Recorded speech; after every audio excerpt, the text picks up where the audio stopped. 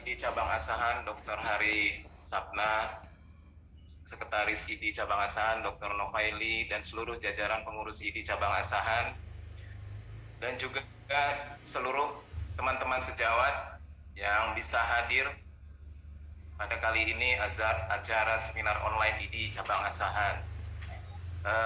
Alhamdulillah senang rasanya ya, kita dari Dokter Ana, Ikatan Dokter Anak Cabang Sumatera Utara bisa berbagi ilmu ya, dan insya Allah ke depan juga akan sering acara seperti ini. Tentu bidang-bidang kami khususnya di bidang anak bisa terupdate ya, tersosialisasi ke sejawat-sejawat seluruhnya. Kali ini saya ditugaskan oleh ID untuk memberikan materi yang memang banyak dipraktek sehari-hari dan juga kadang dirawat ya, apalagi yang bekerja di unit gawat darurat akan pasti menghadapi anak dengan kejang. Dan topik kejang itu banyak ya, banyak penyebabnya.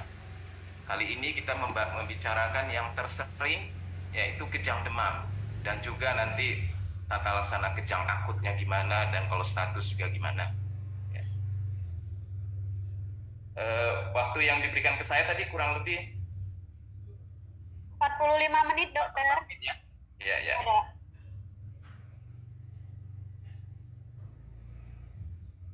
Nanti kalau sempat bisa mampir di www.idai.org.id ya. Di situ ada guideline kita.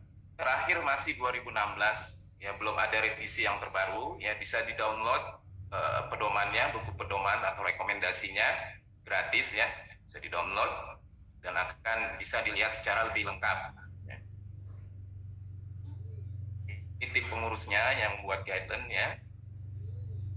Dan definisi kejang demam yang kita pakai adalah kejang demam itu adalah suatu bangkitan kejang yang terjadi pada anak yang berumur 6 bulan sampai 5 tahun.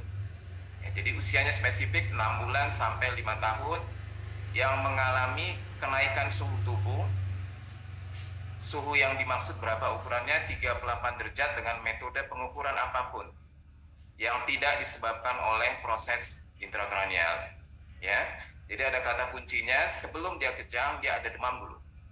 Kemudian usianya spesifik 6 bulan sampai 5 tahun, dan yang terakhir tidak disebabkan oleh penyebab intrakranial. Namun kalau misalnya di bawah 6 bulan masih bisa kejang demam, masih bisa. Lewat 5 tahun masih bisa, namun populasi yang terbanyak di usia ini. Gitu. Cukup tinggi kejadiannya 2-5% ya, pada anak usia 6 bulan sampai 5 tahun. Pembagiannya mudah-mudahan semua sudah familiar ya dengan pembagian yang baru ini ya. Dibagi dua, kejang demam yang sederhana dan kejang demam yang kompleks. Ya. Pembagiannya sekarang ini yang dipakai. Kejang demam yang sederhana itu biasanya berlangsung singkatnya kurang dari 15 menit. Kemudian bentuk kejangnya umum ya. Umum berarti kedua belah sisi ya. Serta dia tidak mengulang, jadi hanya sekali saja dalam waktu 24 jam. Ya, tidak mengulang ya, sekali saja. Dan ingat, kejangnya itu yang terbanyak itu tonik dan atau klonik. Jadi bisa tonik klonik atau tonik saja umum atau klonik saja umum. Jadi kalau kejangnya absen, nah ini biasanya harus dipikirkan penyebab lain ya. Jadi kejangnya itu kejang yang nyata ya, tonik klonik yang terbanyak.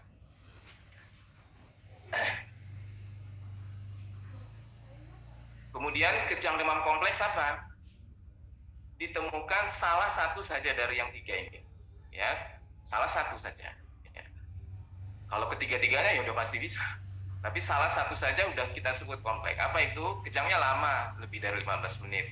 Kejangnya vokal atau parsial satu sisi, atau didahului vokal dulu ya, kemudian jadi umum gitu. Kemudian kejangnya dalam 24 jam bisa lebih dari sekali. Ada salah satu saja sudah kita sebut dengan kejang demam kompleks.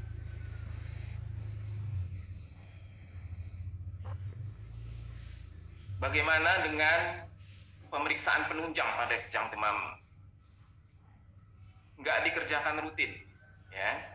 Biasanya pun kalau dikerjakan tujuannya mencari penyebab demamnya. Yang tersering biasanya ISPA ya, atau diare bisa, demam dia, ya, atau demam berdarah misalnya, atau pasca imunisasi dia demam, dia ada kejang bisa juga, ya. Kalaupun harus dikerjakan, mungkin sudah dirawat inap, ya kita curiga ada penyebab lain, ya bisa diperiksa misalnya darah tepi, elektrolit, gula bisa diperiksa. Bagaimana dengan fungsi lumbal? Dulu guideline American Academy of Pediatrics ya, ini pedomannya orang Amerika gitu, di bawah setahun semuanya di LP, nggak pandang bulu, asal di bawah setahun ada demam kejang wajib LP. Belakangan mereka mereview guideline itu, ya ternyata meningitis angkanya kecil, ya, sehingga nggak sebanding dengan gimana pun fungsi lumbal invasif ya. Jadi dirubah guideline-nya, diserahkan ke dokter yang merawat. Nah, konsekuensinya, karena kita tahu hati-hati kalau demam kejang anak usianya kecil ya, di bawah setahun, meningitis angkanya hati-hati, kadang-kadang nggak jelas gejalanya. Jadi sangat tergantung dari pemeriksaan fisik yang baik. Bagaimana pedomannya? Ya, kalau dijumpai tanda dan gejala rangsang menial, wajib di LP anaknya. Ya. Atau kita anamnesa curiga dari ada tanda-tanda meningitis, ini wajib di LP, ya. Kemudian yang kadang-kadang bikin kabur, sudah diberi antibiotika sebelumnya, ya, ini juga dipertimbangkan ya, ya, artinya boleh ya, boleh tidak, ya, untuk dilakukan LP karena hati-hati gejalanya jadi kabur kalau sudah diberi antibiotika. Pemeriksaan EEG gimana? Pemeriksaan EEG tidak diperlukan untuk kejang demam. Kenapa nggak diperlukan? Karena EEG ternyata nggak bisa menjawab dua pertanyaan penting pada kejang demam. Yang pertama, yang mana yang sering ulang-ulang gitu. Itu pertanyaan orang tua, dok, kayak mana dok? Nanti ini ulang-ulang lagi nggak? Jangan. Yang kedua, yang mana yang jadi epilepsi? EEG nggak bisa menjawab itu. Sehingga EEG secara rutin tidak diperlukan. Kecuali hanya satu sekarang, ini perubahan guideline kita yang lama, adanya kejang vokal ya, jadi komponen kejang demam kompleks yang vokalnya, kejang vokal atau kejang parsial boleh di EEG. Kenapa vokal perlu di EEG? Karena kalau vokal artinya ada fokus di otaknya, fokus kejang. Boleh di EEG, kita tujuannya mencari.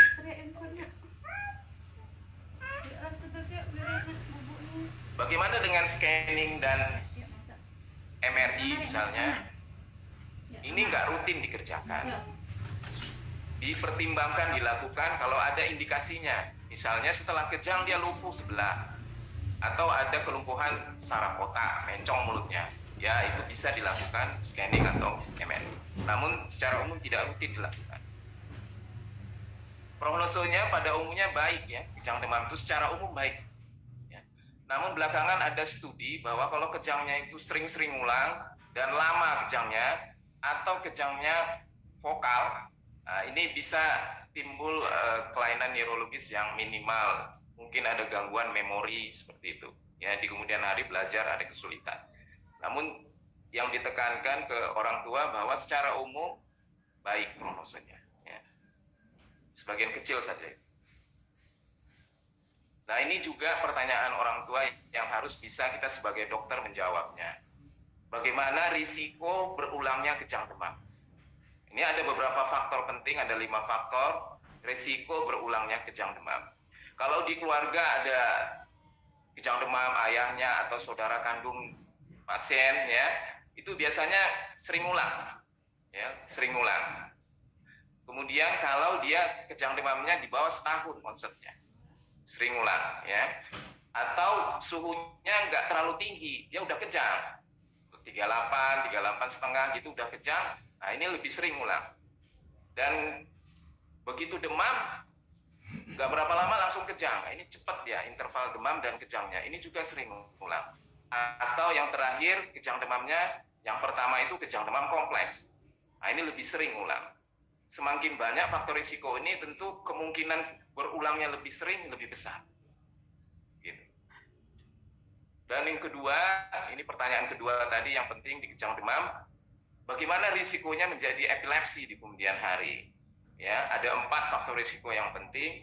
Yang pertama, adanya terdapat gangguan neurologis yang nyata setelah kejang yang pertama. Yang nyata itu misalnya ada cerebral palsy misalnya ya, atau global developmental delay yang berat ya, atau hidrosefalus. Nah, itu yang nyata-nyata. Tapi kalau lamban bicara itu enggak ya, lambat bicara itu enggak, kita anggap tidak nyata ya. Kemudian adanya kejang demam kompleks juga merupakan faktor risiko epilepsi di kemudian hari. Adanya riwayat epilepsi dalam keluarga atau saudara kandung juga. Atau kejang demamnya itu dalam setahun lebih dari 4 kali. Ini juga berisiko menjadi epilepsi di kemudian hari. Sama dengan yang sebelumnya, lebih banyak faktor risikonya, kemungkinan epilepsi lebih besar, namun dari studi populasi tetap risikonya itu nggak besar. Ya, nggak besar risikonya, tetap kecil menjadi epilepsi. Kematian sangat kecil atau boleh dibilang tidak ada. Kalaupun dia ada meninggal, biasanya bukan karena kejang demam, karena penyebabnya ada yang lain ya. Kematian tidak pernah dilaporkan pada kejang demam. Bagaimana dengan pengobatannya? Ya, tentu kita Ikatan Dokter Anak, khususnya UKK Neurologi, membuat pedoman ini menyesuaikan dengan kondisi kita di Indonesia. Di setiap negara punya pedoman untuk kejang demam. Saya kasih contoh pedomannya di Amerika, mereka kejang demam nggak memberikan apa-apa, bahkan obat demam. Obat demam pun nggak direkomendasikan. Tentu itu nggak bisa diterapkan di kita. Jadi kita berikan pedoman, bagaimana dengan obat demam? Obat demam secara clinical trial dengan level evidence yang tinggi, ya, clinical trial, tidak bisa ya mencegah berulangnya kejang. Jadi kalau Anda cuma memberikan obat demam saja, dia tetap kejang juga kalau dibanding placebo, sama risiko. Ya. Namun kita ngerti bahwa kita ini negara tropis, panas sekali.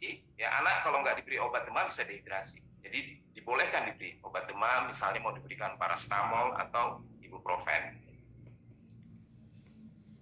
Bagaimana dengan antikonvulsan? Ini pada saat demam ya. Pada saat demam atau profilaksis intermittent, jadi profilaksis yang diberikan hanya di kala dia demam. Ada 5 faktor yang bisa dipertimbangkan untuk diberikan. Apabila anak kejang demam, dia juga ada gangguan neurologis yang berat, misalnya palsi cerebral. Nah, ini dipertimbangkan, boleh diberikan profilaksis intermittent. Nanti obatnya yang di slide berikutnya. Atau dia sering dalam setahun lebih 4 kali. Atau usia kejang demamnya lebih kurang dari 6 bulan. Dan atau kejang dia suhunya nggak terlalu tinggi, atau dia cepat ya, cepat demam kemudian kejang. Nah, ini dipertimbangkan diberi profilaksis, karena memang biasanya pengalaman orang tua sangat panik ya, itu kejangnya sering-sering gitu, panik, dipertimbangkan ya, diberikan profilaksis intermittent. Obatnya apa profilaksis intermittent yang direkomendasikan? Ini adalah diazepam ya. Diazepam itu dosisnya cukup tinggi ya, 0,3 mg per kilo per kali ya, bukan per hari, atau nanti dibagi 3 lagi, enggak, itu per kali.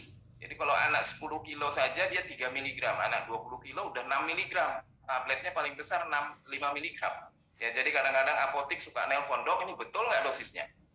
Hati-hati kalau kita memberikan dosis nanggung-nanggung, tetap kejang dia. Ya, tetap kejang. Jadi dosisnya harus pas ya, 0,3 mg per kilo per kali.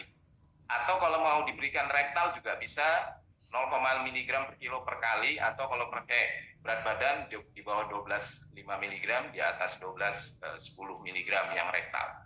Dan ini 3 kali sehari diberikan ya. Maksimum oral itu 7,5 mg per kali. Dan kalau kejang demam jangan lama-lama memberikannya. Memberikannya itu 48 jam atau 2 hari saja. Jangan sampai lama sekali ya, karena memang ya kalau yang namanya kejang demam itu cuma 48 jam aja selesai ya. Namun kalau lewat 48 jam masih ada kejang, kita harus cari penyebab lain. Biasanya bukan kejang demam. Ya, bisa jadi gangguan elektrolit atau penyebab-penyebab lain, epilepsi atau apa. Ya, ada yang harus dicari. Perlu diberitahukan ke orang tua supaya nggak panik bahwa anak nanti setelah diberikan diazepam itu agak irritable dia, ngantuk-ngantuk, kadang-kadang ada ataksia, gerak-gerak sedikit. Ini harus beritahu supaya dia nggak panik. Dan bagaimana dengan pengobatan rumat? Rumat ini artinya mau ada demam atau tidak, diberikan obat terus-menerus. Ya. Indikasinya ada 3. Yang pertama, kejang vokal. Yang kedua, kejang lama lebih dari 15 menit. Ini bagian dari kejang demam kompleks. Ini indikasinya. Kemudian yang ketiga, terdapat kelainan neurologis yang nyata sebelum dia kejang. Dan ini bukan berarti harus diberikan. Ini dipertimbangkan ya. Dipertimbangkan, diberikan. Tidak harus diberikan. Ya. Apa obatnya? Obatnya cuma 2 yang direkomendasikan. Yang pertama fenobarbital, yang kedua asam valproat. Ya, ingat fenobarbital kalau diberikan jangka panjang anaknya jadi lasak sekali dan bisa ada gangguan kecerdasan. Valproat hati-hati, di bawah 2 tahun bisa ada gangguan liver. Namun obat ini diberikan dosis yang pas, baik, efektif mencegah berulang kejang demam ya, untuk diberikan rumat dengan ada indikasi tadi. Ya. Dan pengobatannya tidak lama-lama yang diberi untuk kejang demam ya.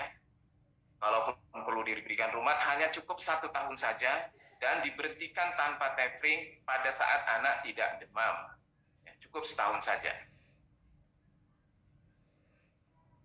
Ini juga penting edukasi terhadap orang tua ya. Orang tua manapun cemas, pengalaman saya bahkan anak dokter juga cemas. Ya, jadi apalagi masyarakat, makanya itu kita membuat guideline ini berbeda dengan guideline luar negeri ya. Bayangin mereka beranggapan bahwa kejang itu putus sarafnya miliaran katanya begitu, putus semua. Padahal kejang demam ini ringan, ya prognosenya baik. Kalau anaknya mau jadi dokter, insinyur juga bisa, gitu ya. Kemudian memberitahukan penanganan kejang di rumah, beritahukan caranya menangani kejang di rumah. Ya, ini harus diberikan edukasi ini. Kemudian tadi memberikan informasi kan bagaimana peluang dia kejang kembali. Nah, tadi ada faktor risikonya, ya. Kemudian bagaimana selalu ditanya itu bisa jadi ayan nggak dok? Nah, itu bagaimana peluangnya jadi epilepsi? Kita sebagai dokter harus bisa menjawabnya, ya. Kemudian ingatkan pemberian obat profilaksis itu bisa mencegah kejang, namun ada efek samping. Nah, jadi kita lihat-lihat nih, ada orang tua memang yang super panik ya, super panik. Jadi dia kadang-kadang kita memberikan juga ya, tapi kalau orang tuanya bisa diedukasi dengan baik ya, dipertimbangkan tidak usah diberikan ya kalau orang tuanya. Paling tidak disiapkan saja stesolid rektal gitu, di rumah ya. Nah, ini juga harus dijelaskan ke orang tua ya, bagaimana menangani kejang di rumah. Tenang, tetap tidak panik ya, walaupun semuanya pasti panik ya. Kalau anak kejang, longgarkan pakaian terutama di sekitar leher ya, supaya RW-nya baik ya. Dan kalau anak biasanya pada saat kejang tuh dia nggak sadar, miringkan dia sehingga muntah bisa keluar ya.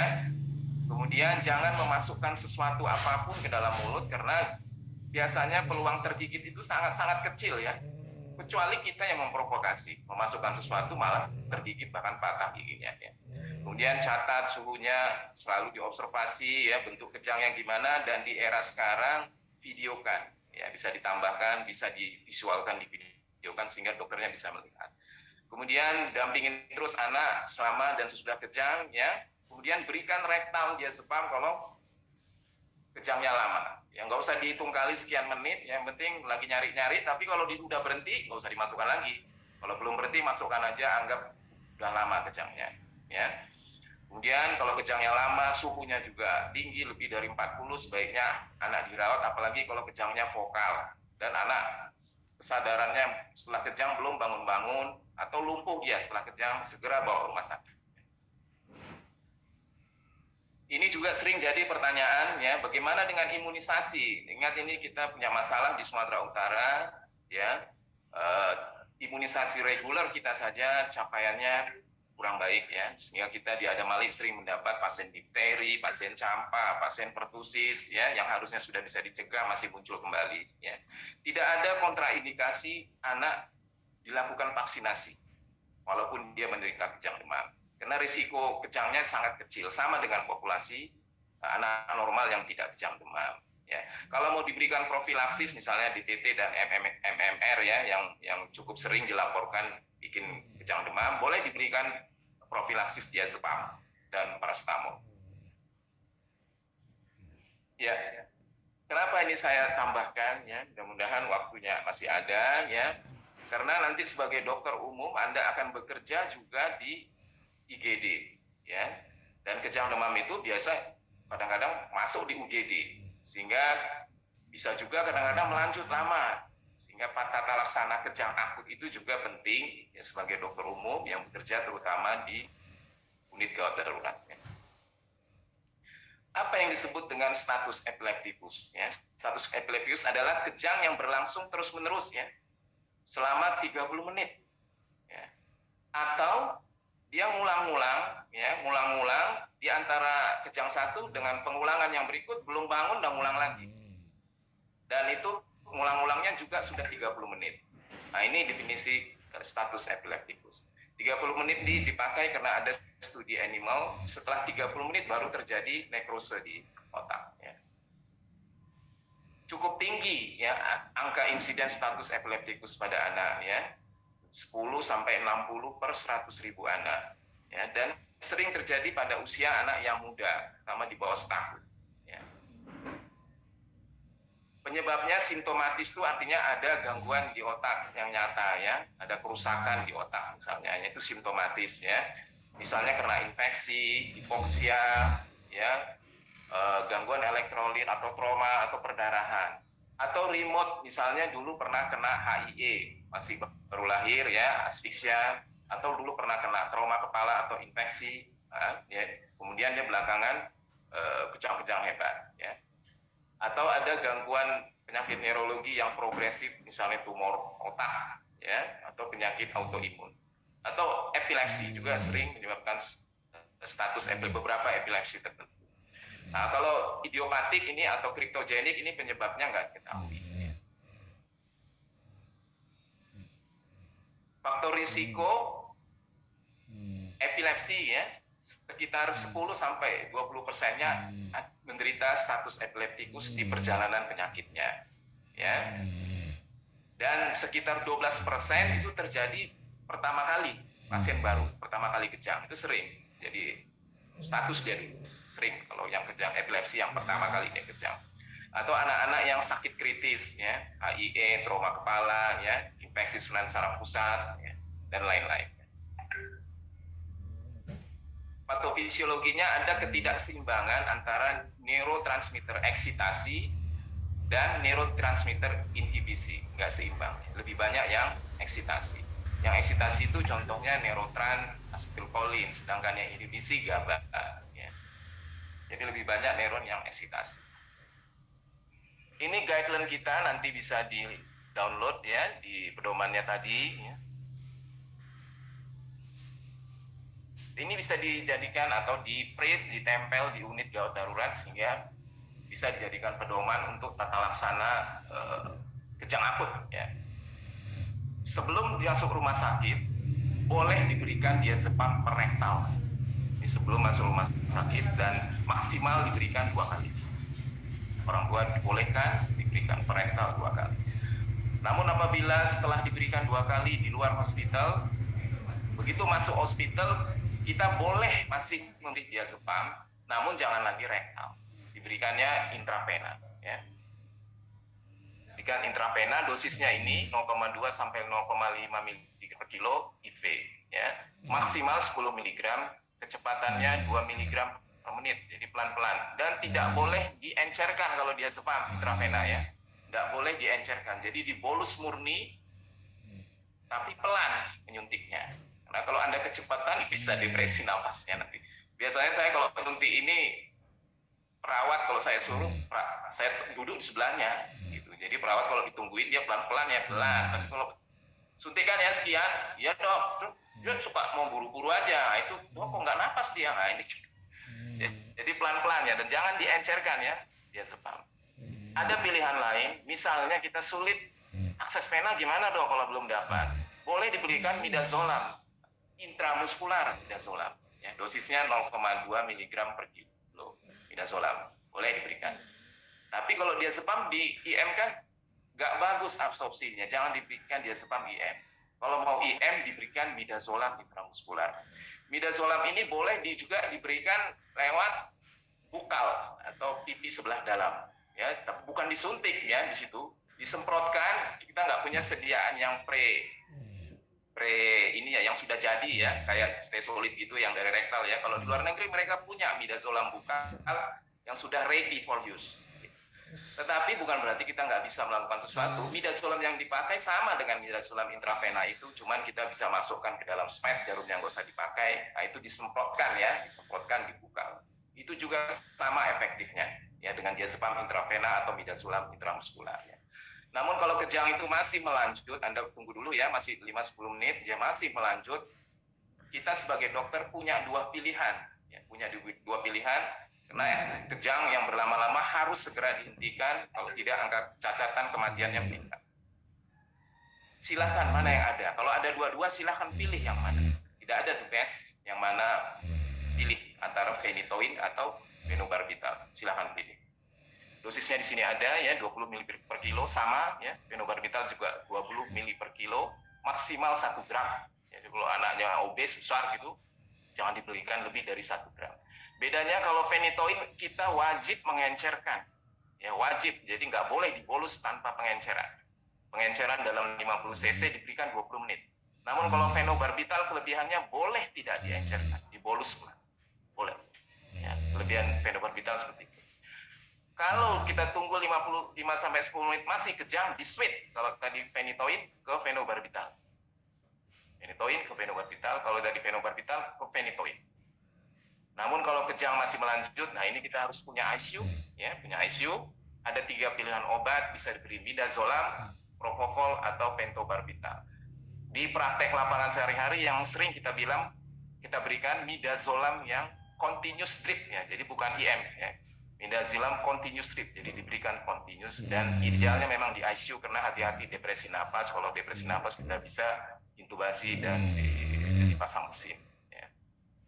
Kalau dia sudah berhenti kejangnya dan kita nilai ini akan ngulang-ulang terus dan anak dirawat inap, ya, boleh diberikan dosis setengah loading ya, 5-10, atau diberikan dosis rumatnya langsung phenobarbital. Dan 2 hari saja kalau dia etiologinya kejang demam ya. Mungkin kalau etiologinya yang lain tentu biasanya kita berikan lebih lama.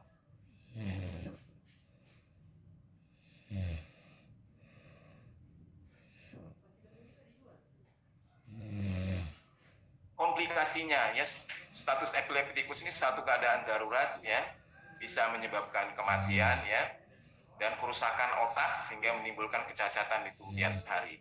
Dan itu kejang terus ya, otot itu rusak ya, bisa terjadi rhabdomyolysis sehingga menimbulkan gagal ginjal kalau nggak berhenti-berhenti. Bisa jadi asidosis, hipertensi, hipotensi, gagal jantung, aritmia. Hiperglikemi, nggak berhenti juga bisa hipoglikemi. Ya, bisa jadi edema otak, ya, peningkatan vaskulitas, gangguan saraf otak. Kuncinya memang kejang itu cepat dihentikan. Kalau Anda lamban, semakin banyak, semakin kuat usaha Anda untuk bisa menghentikan. Jadi kuncinya kalau kejang cepat dihentikan sehingga obat yang Anda gunakan juga makin sedikit. Gitu. Tapi kalau berlama-lama dan tidak adekuat, dosis tidak adekuat, makin lama dia makin banyak obat yang Anda butuhkan, makin tinggi angka kecacatan dan kematiannya. Komplikasi sekundernya ya bisa akibat obat. Nah ini hati-hati, terutama di anak ya. Makanya saya kurang suka biasanya memberi propofol ya. Kita menganjurkan midazolam, ada namanya propofol imposition syndrome. Ini propofol ini kuat sekali biasanya untuk induksi anestesia ya. Memang kuat ya, kejang berhenti. Namun hati-hati, sering pasien dia sudah kejang, sudah pindah ke ruangan, tiba-tiba mati mendadak ya. Nah ini yang sulit ya, makanya kita nggak suka memberikan propofol pada status epileptikus di anak. Kalau dewasa tidak dijumpai.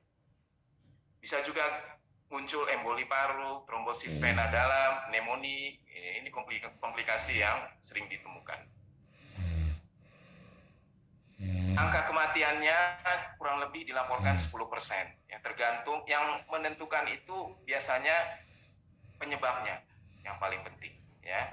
Dan di samping tentu keberhasilan kita menangani kejangnya juga, tapi etiologinya juga penting. Gejala sisa dilaporkan kalau penyebabnya simptomatis itu tinggi, ya 37%, 48% disabilitas intelektual, dan 3-56% ini bisa kejang lama, ya, dan bisa atau status epileptikus di 2 tahun pertama, ya. Kalau yang sering-sering ulang itu biasanya kalau yang usianya muda, ini status epileptikusnya ngulang-ulang, ya. Atau ada sindrom-sindrom tertentu di epilepsi yang memang kejangnya bandel dan sering-sering status. Sepertinya ini slide saya yang terakhir, ya. Terima kasih moderator. Mudah-mudahan bisa diterima atau terlalu singkat, ya. Cepat, ya, masih ada waktu, ya. Masih ada waktu, Dok. Ya, 15 menit lagi. diskusi Gimana, Dok? Diskusi kita ya, Dok. Ya. Baik, dokter, ini udah masuk beberapa pertanyaan di kolom chat, dokter. Oh ya, tapi ada beberapa pertanyaan yang sepertinya sama. Izin saya bacain ya, Dok. Ya. Izin, Dok, dari Dokter Denny Mahesa Purba. Terkait materi yang dokter sampaikan tentang tata laksana kejang demam, bila tidak ada obat anti kejang atau diazepam sub di EPP, bolehkah kita memodifikasi obat diazepam yang tablet, kemudian digerus, kemudian dimasukkan via rektal? Itu pertanyaan pertama, Dok. Itu ada yang sama tuh pertanyaannya dengan Dokter Dania Rahmi, ya, Dokter Dania, mengenai penata laksanaan kejang demam jika obat anti kejang oral atau sub tidak tersedia di puskesmas. Penata laksanaan apa yang harus kita lakukan kepada pasien anak yang datang ke PKM dengan kejang demam, dokter? Nah, itu pertanyaannya sama, dokter. Kita mau kumpulin dulu atau langsung dijawab ini, Dok? Ya, nanti saya lupa, saya jawab aja langsung dulu, ya. Boleh, dokter. Ya. Silakan, Dok. Ya, yang pertama ini, kalau di puskesmas tidak tersedia diazepam rektal, ya, bahkan pena juga nggak punya. Iya, Dok, biasanya gitu kan, Dok, FKTP obatnya terbatas, dokter. Nah, kalau nggak punya, yang pertama lapor dulu sama kepala dinasnya, minta, ya, minta, dan itu hak kita meminta, ya, jadi lapor dulu, karena yang namanya obat yang paling minim itu diazepam, saya jadi nggak bisa lagi bicara midazolam, IM segala macam ini, ya kan?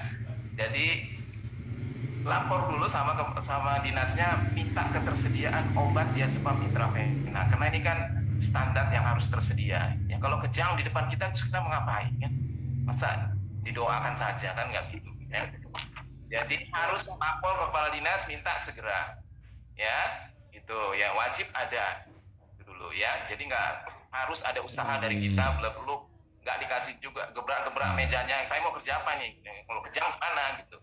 Nah, namun kalau tidak punya diazepam rektal, nah, ini boleh diazepam yang intravena itu, karena akses vena belum dapat, diazepam yang intravena itu bisa dimasukkan ke dalam rektal, ya, boleh itu. Kalau itu ya saya setuju, tapi kalau nggak boleh, dibolehkan, dosisnya sama dengan yang ready for itu, yang beredar di pasar itu sama, ya, ada yang 5 mg, ada yang 10 mg. Kalau di bawah 12 kilo 5 mg, di atas 12 kilo 10 mg, boleh itu kita modifikasi. Tapi kalau yang intravena pun nggak ada, wajib datang ke dinas minta obatnya. Kalau dia dinas nggak bisa, ya pinter-pinter lah sebagai kepala puskesmas mengelola keuangan yang ada, mungkin adalah lebih dari tempat lain gitu, belikanlah gitu, belikanlah, tersedia beberapa untuk darurat. Ini itu saran saya. Baik, dokter, terima kasih, Dok, jawabannya saya rasa cukup jelas, ya, Dokter Denny Mahesa dan Dokter Dania Rahmi. Lanjut ke pertanyaan kedua, dokter, mengenai terapi demam bila setelah 1-2 tahun kita berikan terapi, kemudian setelah itu ada kejang lagi. Bagaimana, Dok? Apakah kita lanjut terapi profilaksis kembali? Terima kasih, Dok, dari Dokter Denny Mahesa, Dok.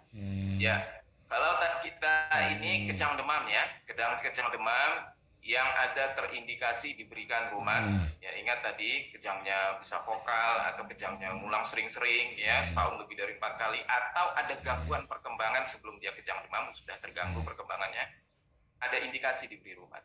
Rumat yang direkomendasikan untuk kejang demam, ya, kejang demam 1 tahun saja yang kita rekomendasikan. Gitu. Ya. Namun setelah 1 tahun kita berhentikan, belakangan dia balik gitu. Nah, kita pertimbangkan kembali, evaluasi lagi, edukasi dulu juga, edukasi kembali, kira-kira orang tua bisa, karena biasanya kalau udah pengalaman dia bisa diedukasi. Gimana Bu, obat ini kita punya efek samping loh Bu, fenobarbital bisa gini, valproat gini-gini. Kalau dia tetap nggak bisa diedukasi, stres sekali, ada memang orang tua yang begitu, boleh diberikan ulangan. Ya. Dievaluasi lagi setahun, atau kalau vokal kejangnya vokal, coba minta. Oh gitu ya. Kejangnya vokal. Ya. Baik dok, kita lanjut ya dok. Ya. Ini banyak nih dok pertanyaannya dok. Iya. Dari Dokter Reonal Hutapea, apa maksudnya demam terjadi karena faktor intrakranial? Itu dok. Silakan dok. Ya. Jadi yang dimaksud penyebab demam itu di intrakranial, ya, penyebab kejangnya intrakranial, ya dia masalahnya di otak. Misalnya ada infeksi di otak, meningitis, encephalitis, atau ada gangguan elektrolit, misalnya hiponatremi bikin udem di otak, kejang, gitu ya. Nah itu bukan kejang demam, gitu ya. Atau ada encephalitis autoimun misalnya, jadi menyerang brain.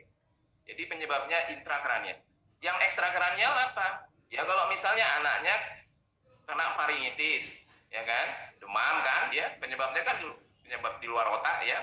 Terus dia kejang, nggak ada tanda penyebab intrakranial yang bikin kejang. Gangguan elektrolit misalnya sempat diperiksa nggak ada. Nah ini penyebabnya di luar otak, ya. Dan ini yang kejang demam itu yang penyebab kejangnya itu di luar, ya, di luar otak.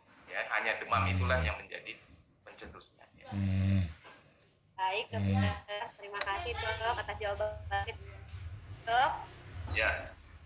Ini ada 2 pertanyaan yang sepertinya sama sih maksudnya dok. Yang pertama dari Dokter Marison Dolo Saribu sama Dokter Mindi Pasuma Putra. Jadi gini dok, pertanyaannya dok. Sebagai dokter umum puskesmas, apakah ketika pasien kejang demam datang hanya diberikan pertolongan pertama, setelah kejang teratasi, apakah harus dirujuk ke rumah sakit atau bisa diobservasi di rumah? Begitu dok. Ya, terima kasih. Nah ini penting pertanyaan ini, bagus nih. Ingat, kalau nanti setelah diperiksa dengan teliti Anda mendiagnosa ini penyebab kejangnya adalah kejang demam, ya kan? Ini kompetensi Anda, ya, kompetensi dokter umum paripurna. Pasien Anda, bukan pasien saya, apalagi pasien dokter Nova, bukan. Paripurna. Ya, Anda memutuskan untuk dipulangkan, kondisinya baik, Anda edukasi yang baik, ya kan tadi sudah dikasih tahu bagaimana caranya mengedukasi, menjelaskan faktor risiko berulangnya. Anda harus edukasi supaya orang tua mengerti dan dia kalau pulang dia juga tenang. Kalau semua pasien saya beri nomor HP memang, ya kan? Karena kalau anak itu kejang itu orang tua panik, makanya sering saya beri nomor HP. Memang kalau berkenan bisa diberikan Bu, kalau ada apa-apa boleh hubungin saya di WA atau ini gitu ya. Nggak harus semua dimasukkan ke rumah sakit, nanti penuh semua, nanti dokter Nova kebanyakan ininya pasiennya. Boleh ya. Oke dokter, jadi itu kompetensi kami dokter umum ya dok, di paripurna ya dok. Ada dokter dari Dokter Trias Piko dok. Bagaimana dokter praktek mandiri yang menemukan pasien kejang demam, terutama kami yang berada di ujung desa? Apakah kami atau tetap memberikan diazepam? Oh sama ya dok? Ya kurang lebih sama ya. Ya, kalau kejang demam nggak perlu dirujuk sampai, kalau sulit ya sampai harus ke kisaran ya nggak perlu lah. Ya. Gitu, ya. Iya baik dokter, sudah cukup jelas ya dok. Ini ada pertanyaannya unik nih dok. Ini kayaknya memang orang-orang tua zaman dulu nih dok kayak gini dok. Mama saya juga kayak gini soalnya. Izin bertanya saya Dokter Yasin. Yang pertama, apakah benar pasien anak yang ada riwayat kejang demam diberikan kopi untuk mencegah kekambuhan kejang demam? Benarkah efektif? Yang kedua, bila benar pemberian kopi itu, apakah ada efek neuro pada anak atau bayi? Begitu dokter. Nah ini mama saya gitu nih dok, kalau anak saya demam tinggi dikasih kopi. Ya. Itu gimana dok? Ya. Tentu kalau kita tidak menganjurkan ya kalau dia demam atau kejang dimasuk. Ini kopinya biasanya dimasukkan mulut atau ditempel di kening? Dimasukkan ke mulut dok, diminumkan. Apalagi kalau lagi kejang dimasukkan ke mulut, janganlah ya. Bisa aspirasi itu, kejang itu nggak sadar anak lagi kejang itu ya. Kalau itu dimasukkan ke mulut, kita tidak dianjurkan memasukkan sesuatu ke mulut. Gitu. Namun kita juga jangan terlalu antipati sekali karena banyak pengobatan-pengobatan yang zaman orang-orang tua kita dulu itu yang diadop di medis. Ya. Namun khusus untuk kopi ini memang belum ada pula penelitiannya ya, untuk batuk ya, kurkuma untuk liver ya.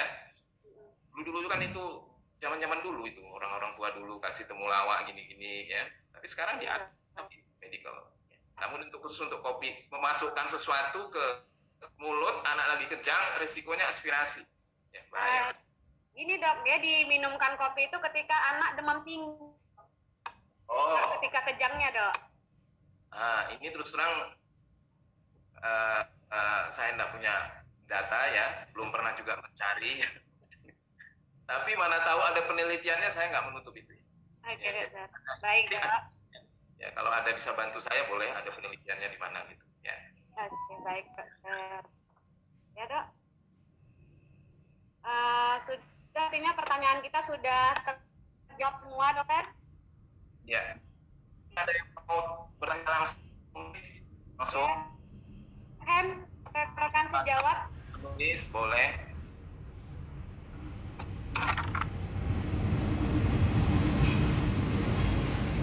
Apakah masih ada yang mau bertanya rekan-rekan sejawat? Kita masih ada waktu nih.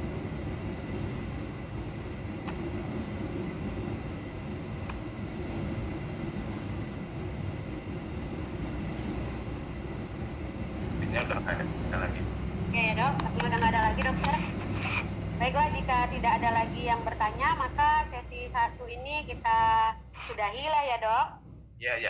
Terima kasih dokter, pemaparannya jelas. Dokter Hilmiatul, sebelum ditutup, ini mumpung saya kan diidai juga ya Ikatan Dokter Anak Indonesia ya, mohon untuk menyampaikan pesan aja ya, masalah-masalah di anak ini yang terkait dengan program pemerintah ya, program pemerintah terutama imunisasi ya, imunisasi yang memang jadi masalah di Sumatera Utara. Jadi saya titiplah ke dokter-dokter di puskesmas ya, untuk memang problem semenjak COVID ya betul mempengaruhi kita. Namun jangan pula itu terus yang dikambing hitamkan, pencapaian kita nggak baik ya. Karena kenapa di Jawa bisa bagus kembali di daerah lain? Karena saya ada laporannya terus tiap minggu kita rapat ya. Di daerah-daerah lain sudah recovery,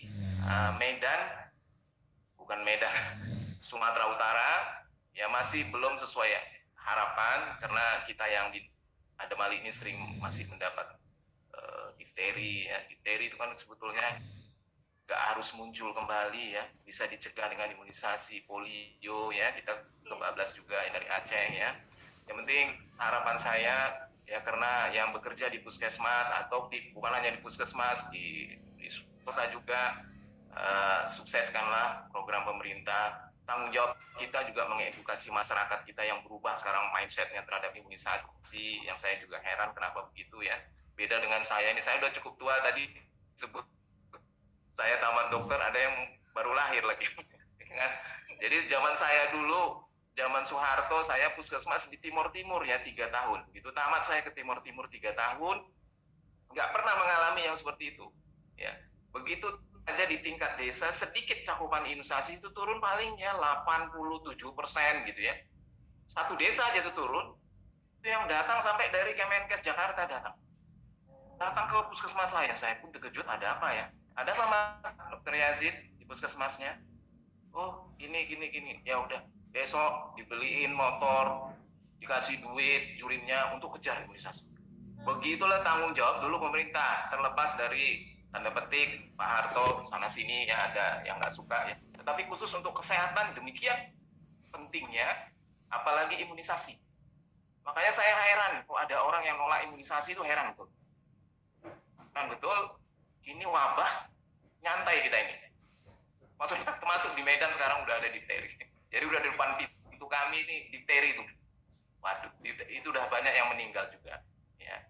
Jadi harapan saya bisa teman-teman sejawat yang di garis paling depan ini, yang langsung berhadapan dengan masyarakat, bersama-sama dengan pemerintah jajarannya untuk mensukseskan terutama kita ya. Terutama ini karena kasusnya makin banyak ya. Terima kasih Dokter Hilma atas waktunya. Baik dokter. Sampaikan mudah-mudahan bermanfaat untuk pasien-pasien terutama anak kita. Iya dok, sangat bermanfaat sekali dokter. Salam. Jadi dari pemaparan Dokter Yazid tadi, rekan-rekan sejawat, kejang demam itu adalah kejang yang terjadi pada anak umur 6 bulan sampai 5 tahun. Nah, apabila kejang berulang dan berlangsung lama, ini dapat menyebabkan kelainan neurologis. Nah buat mama-mama seperti saya, harap tetap tenang dan tidak panik saat anak kejang. Selalu sediakan dia zepam rektal. Tapi tetap aja dok, namanya mama-mama panik duluan kalau anaknya sakit. Padahal mamanya dokter tuh dok, biasanya gitu. Ya, terima kasih Dokter Yazid. Mohon maaf bila saya ada salah-salah dalam berkata. Acara saya kembalikan kepada Dokter Eni selaku MC. Baik, terima kasih Dr. Hilmiatul Husna yang telah memimpin acara kita di seminar ilmiah sesi 1 yang tadi temanya tentang kejang demam pada anak. Sangat menarik atas semua materi yang disampaikan oleh pemateri kita. Semoga segala isi materi dapat kita adopsi di praktik kedokteran kita sehari-hari. Saya sampaikan juga terima kasih kepada narasumber Dr. Yazid Dimyati, Magister Kedokteran Pediatri, Spesialis Anak, Konsultan Neurologi Anak. Baik dokter, sebelum kita masuk ke sesi ilmiah yang kedua, saya lihat juga ini pesertanya lagi rame. Mari kita lakukan dulu sesi foto bersama. Saya harapkan kepada seluruh peserta pemateri untuk mengaktifkan kamera agar semuanya terlihat di kamera, karena kita akan melakukan